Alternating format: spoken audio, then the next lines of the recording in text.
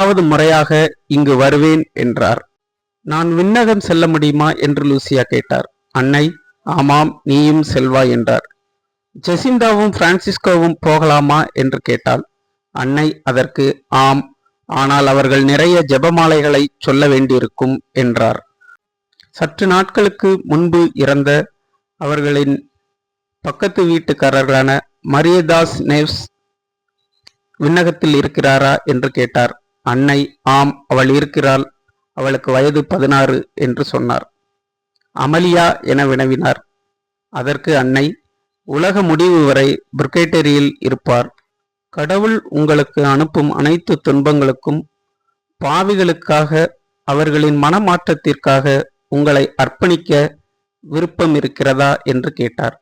Lucia, ஆம், நாங்கள் தயாராக உள்ளோம் என்றாள். அப்படியானால் நீங்கள் நிறைய துன்பப்பட வேண்டியிருக்கும், ஆனால் கடவுளின் கிருபை உங்களுக்கு ஆறுதலாக இருக்கும் என்றாள் அன்னை. கடவுளின் கிருபை என்று சொல்லும்போது முதல் முறையாக அன்னை கைகளை விரித்தார். அவற்றிலிருந்து பிரகாசமான ஒளி வந்தது. அது இதயத்தையும் ஆன்மாவையும் ஊடுருவியது. கடவுளில் நம்மை பார்க்க வைத்தது.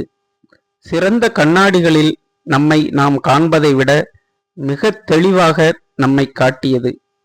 பின்னர் நாங்கள் இறை நம்பிக்கையில் தூண்டப்பட்டு முழங்காலிலிருந்து, ஓ மகா பரிசுத்த திருத்துவமே, நான் உம்மை வணங்குகிறேன், என் கடவுளே, என் கடவுளே, மகா பரிசுத்த சடங்கில் நான் உம்மை நேசிக்கிறேன் என்று மீண்டும் மீண்டும் சொன்னோம்.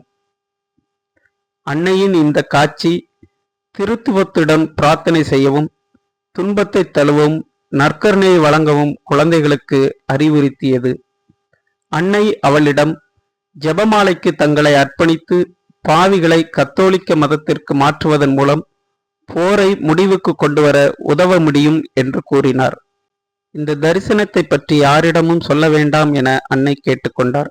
அனைவரும் இதனை ஏற்றுக்கொண்டனர். பின்னர் அன்னை விண்ணகம் செல்வது போல் காட்சி தந்தார். ஜெசிந்தா மற்றும் நடந்த இந்த அற்புத காட்சியை அவளது பெற்றோரிடம் கூறினாள். அச்செய்தி அந்த கிராமம் முழுவதும் பரவியது. மரியே வாழ்க!